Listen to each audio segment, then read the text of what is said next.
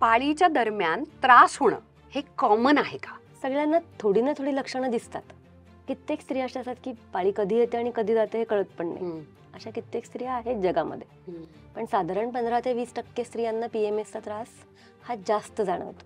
आता आहाराच्या बाबतीत बोलूयात की उत्तम आहार आणि प्लस जेवणाच्या वेळा पाळल्या तर PMSच्या त्रासात काही फरक पडतो का? खूप पडतो.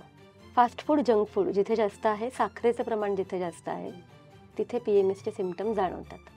जर व्यायाम करत असेल कोणी सातत्यानं तर मूड स्विंग्स वरती तरी काही कंट्रोल होतो का?